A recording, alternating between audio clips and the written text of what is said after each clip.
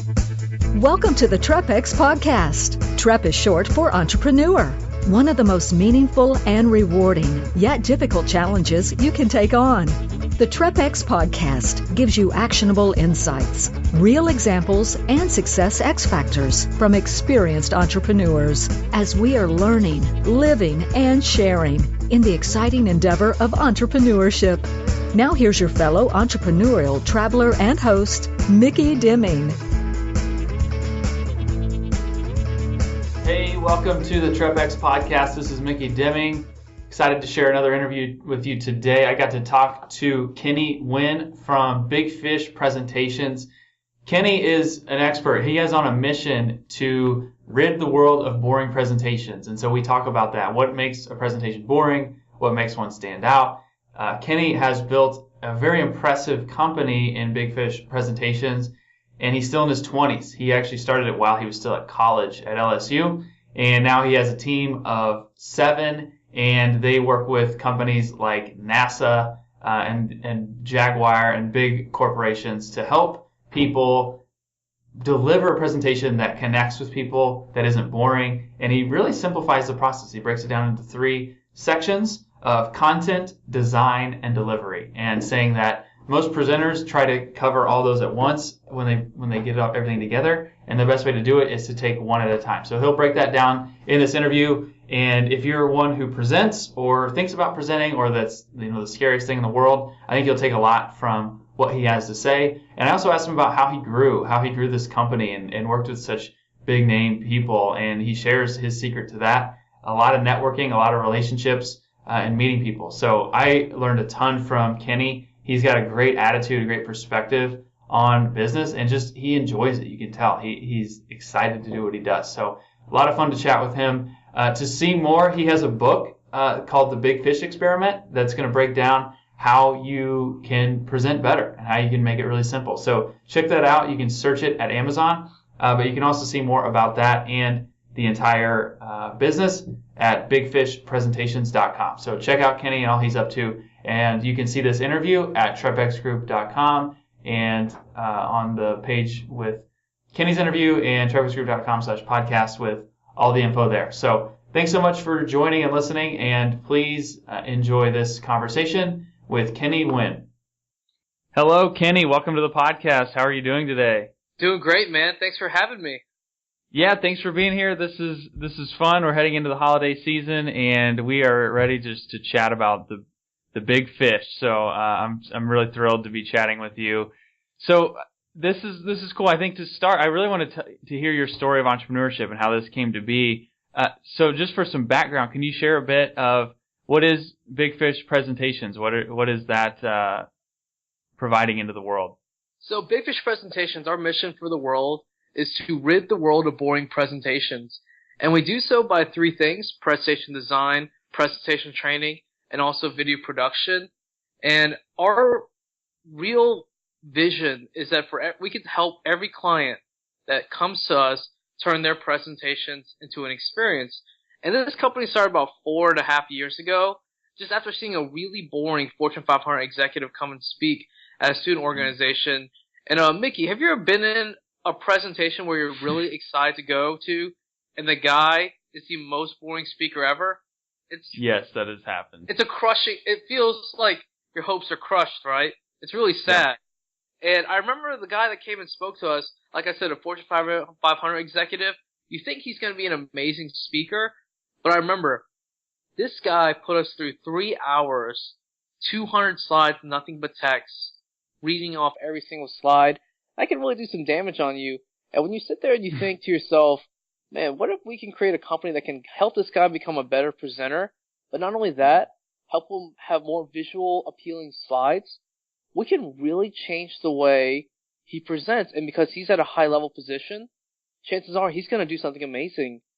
And we thought, what if there was a company that can do that? Where is that company in the world that can help invest their resources into presenters visually, vocally, and contextually?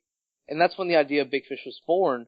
And, 4.5 years, helped clients all over the world like NASA, Alpine Electronics, GE, WellPet. We've had some pretty good runs, and we still have excellent runs with people looking to make a difference through their presentations.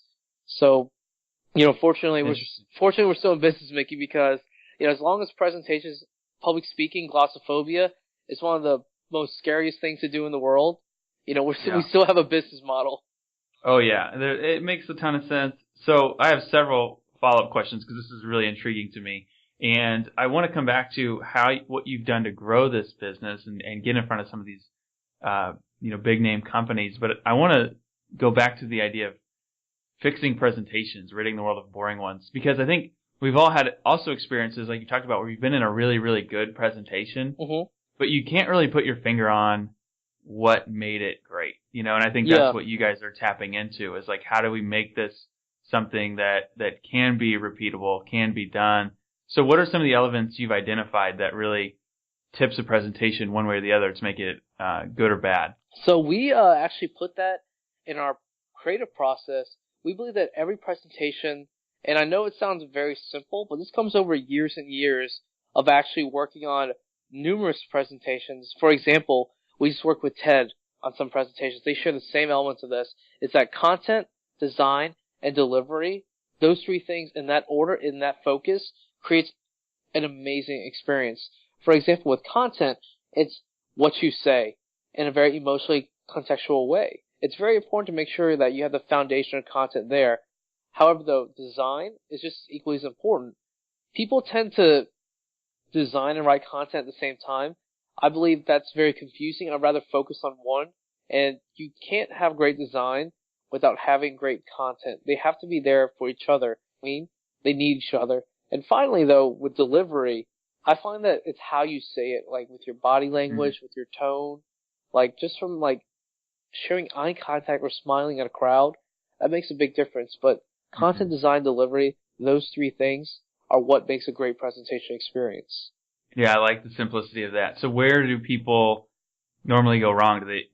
I would guess, is that they focus most of their energy on content and they ignore design and delivery, or what's the most common way that people go wrong? They do all three at once, and you're not supposed to do all three at once. It's supposed to focus first on your content, such as, if I'm working with you right now and you're a client, you come to me, you say, hey, look, I have this big pitch. Before I even talk about delivering it or designing it, I'm going to ask you, Micky, what's your content? What are we trying to say here? What's the central message?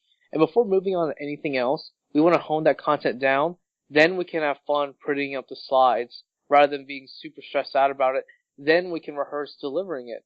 And so if you follow those steps in that order, you're going to get a consistent experience rather than you trying to run around like a headless chicken, trying to do everything. Right. So it's very important that people know that it's, take one step at a time, and you'll definitely get there much quickly. Yeah, that makes sense. So can you talk about because this is part that's really interesting to me. You talked about the fear. It's the most feared thing. And there's something with presentations that it's not, there's a reason why this is always happening, why we want to have presentations. We have messages that we want to get out. We want people to hear them. Can you talk about the psychology of that and the mindset people need to have about their presentations and how that sets people apart? Because I think, you hear it said a lot, like the more fear you have, the more introspective you are, the more it's about you. Whereas if you can make your presentation about something bigger than you, the fear kind of goes away and you're focusing more on the message and what you're delivering. Is that something you work with people on? Yes. And so no matter what, I feel like if you're nervous for a presentation, that's a good thing because you care about it. And no matter who goes up on stage, as long as they know the bigger purpose, we have a thing called the 10 presentation commandments at our shop, and one of the commandments is present what's in it for the world, not for yourself. As long as you keep in mind this statement, you're gonna present at a much higher level, because when you present selfishly, that's all on you, and you're more likely to fail. But when you're up there presenting and trying to help others, people want to see you succeed. Yeah, exactly. I think most people can identify with that. How do you see fear playing out, with the people you work with? Do you see people come in with that, and that's something you have to coach them through, or do you think by going through the process, doing it the right way, that kind of eliminates a lot of the fear? So the process actually eliminates a lot of the fear because, one, they think we know what we're talking about. Right. So, that definitely helps. I know this is going to work now. Yeah, so they're like, man, I paid money for this, so this is definitely going to work. So it's that confidence in that brand value perception, admittedly.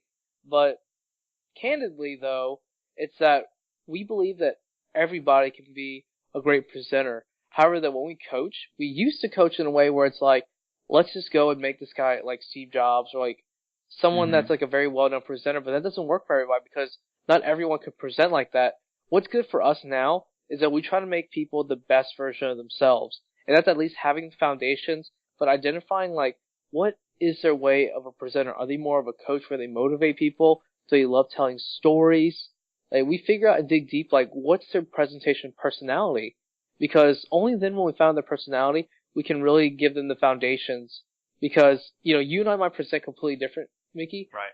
But at the same time, we can. Because the best version of ourselves will still win a crowd over. Yep, exactly. And I'm sure that's a common thing with people, that they try to be a certain style that doesn't really fit them. It's just not going to work that way. Yep. So I want to go back now to your story, because you said you sat in this presentation that was just awful, and you thought, this is a problem that I want to solve. But that's a long way from, having this company with employees and doing it. So what was the next step that day? Where did you go from there to turning this into a business? Oh man, I actually didn't immediately turn into a business. It wasn't until I kept thinking about the idea, and my business partner's dad actually asked me, hey, I heard you learn or tinker around this new tool called Prezi. I was like, yes, I am. And so he asked me to actually make his corporate presentation for him, for his company. And after that, I thought, this is pretty fun. What if I could help people make presentations? And so I started by myself, but eventually I realized, man, I'm not a designer. I'm going to need a team eventually.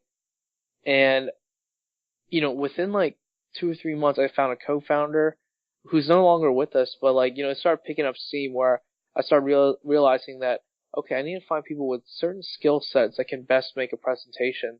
And so at the beginning, we had a photographer on board to help us with photos, because high quality images are really powerful for presentations. We had a designer, we had an account manager, and I started realizing that, what I wasn't good at in the beginning. And so I started hiring people that were way better than me in certain things. And, that even stays true for today, Mickey, is that, if I'm the smartest person in the room, I tend to leave that room. You need to find a better room. Yep.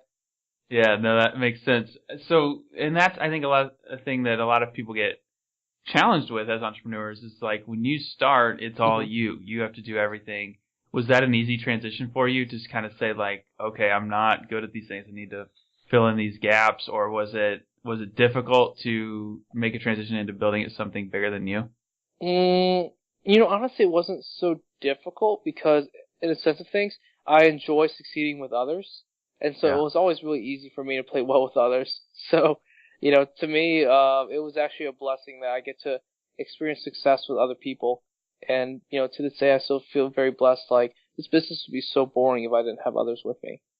Yeah. And did I think I read that you got it started while you were still in school. Is that right? I did, actually. Yeah. It was in my, my sophomore year of college. I never passed my sophomore year because of that business. That's okay.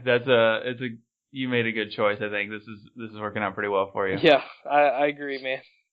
So how big is your team now? So right now we're about 7 people. We're about to be about around 20 people though. However, come January, because we're actually going through a merger, which is actually, this is the first time I publicly released this. So we're actually going through a merger with another company called Hatchet, which is going to help us, and it'll be a new brand where Big Fish will operate as a service line.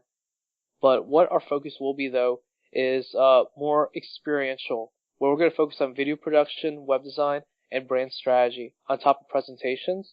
And, while it might be some new focuses, we find that having the approach and the foundation of presentations to be so helpful, because it really is the most personal campaign one can do. So how do we make it more personal through digital mediums? That's exciting, man. Yeah. Lots going on. Will it still be Big Fish presentations? Yep.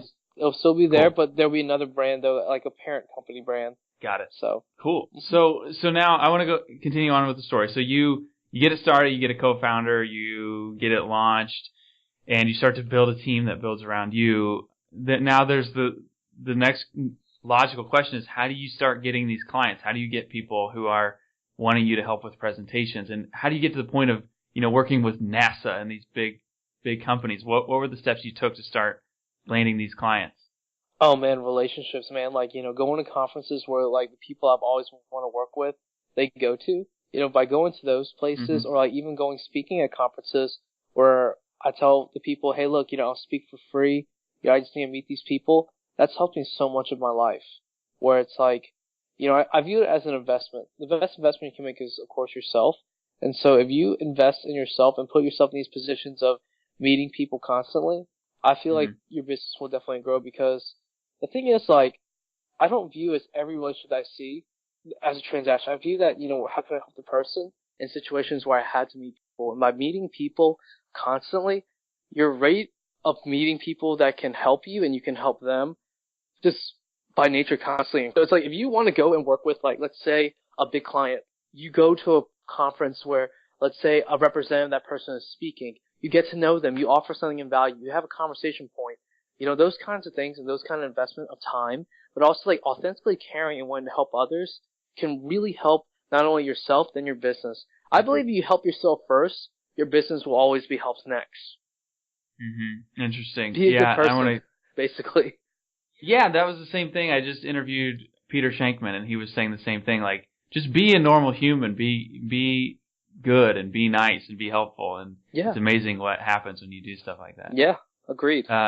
So I want to talk more about that because this is a really, really interesting point. And I think a lot of people will go to conferences, but they don't get results from it. And I've kind of taken a similar approach. And, this podcast, part of it is it's cool to do a podcast and it's a good marketing thing. But part of it's like, I'm just curious. I like to ask these questions. I like to learn from people. And it's been amazing.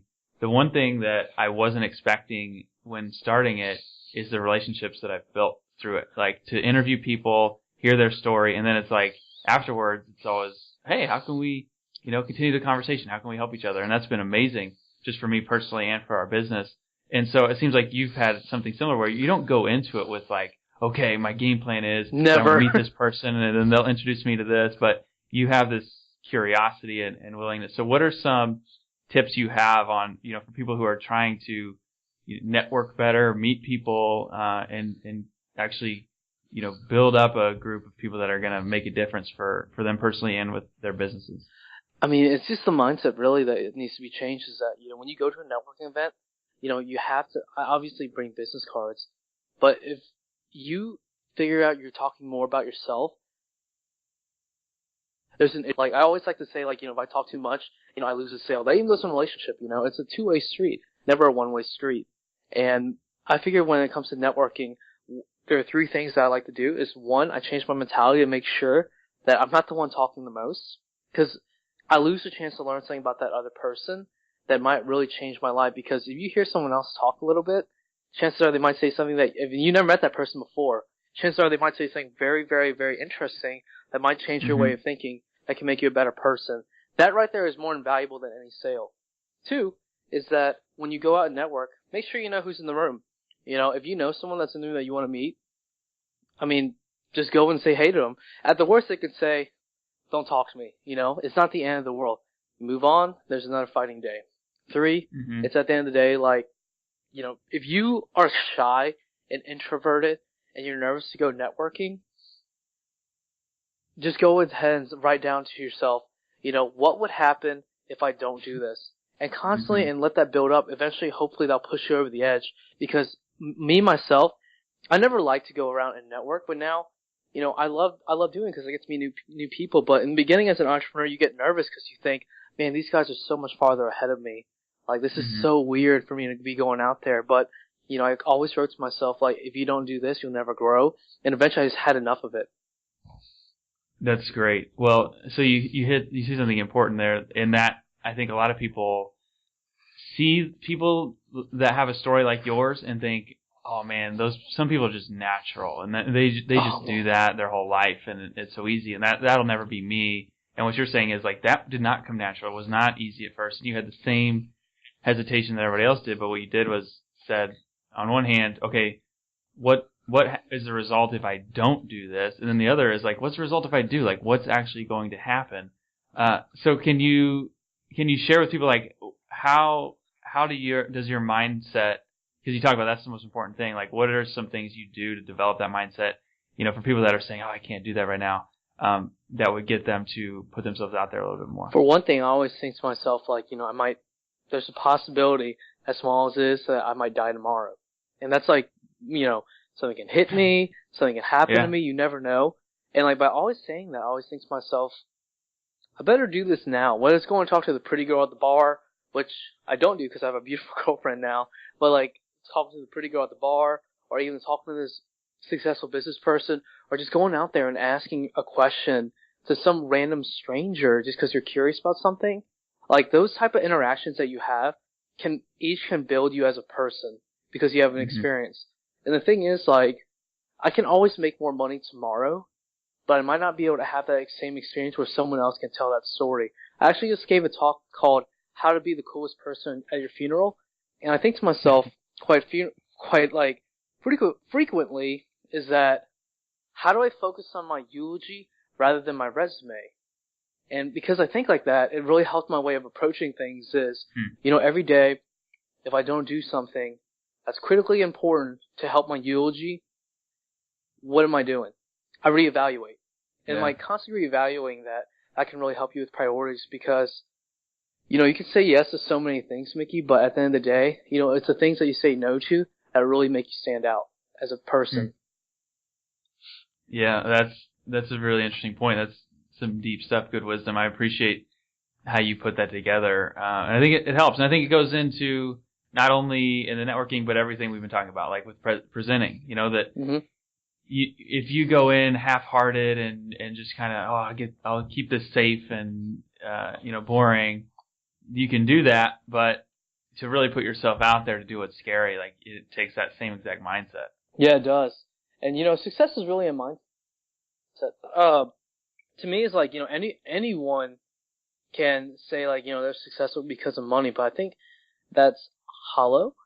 At the end of the day, I think, like, you think to yourself, how can I really impact a eulogy? I mean, a eulogy, in a sense, is a story. It's a story of that person's life.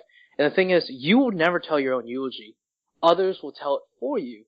And because of that, every interaction that you make, everything that you go out of your way to do in terms of, like, helping others, that helps to the eulogy.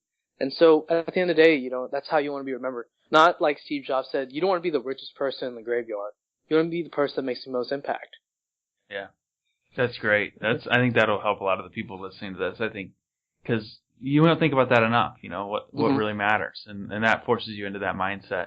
And so, I want to get into this. You wrote a book, The Big Fish Experiment, and I love just your mission. Like, let's get the world, get these bad presentations out of the world. And I think this book is a way that, you can't coach every single person, but you have a book that people can go through and help them out. Can you share a little bit about, what the vision behind that is and what that's going to share? Yeah, and so it's more of a reflection of how we knew we were so ambitious is that, to rid the world of boring presentations, that's a tall order. How can we get to everybody, from the guy that's worried about he's about to give a presentation in front of his classmates, to the maid of honor about to give a toast, to the businessman about to give the biggest pitch of his life. We want to create a book that can make everyone feel like they had a presentation 101 book that can help them succeed. Almost like the presentation Bible that they would have in every single big presentation moment or a small presentation moment of their lives. But we noticed that a lot of presentation books out there, though, Mickey,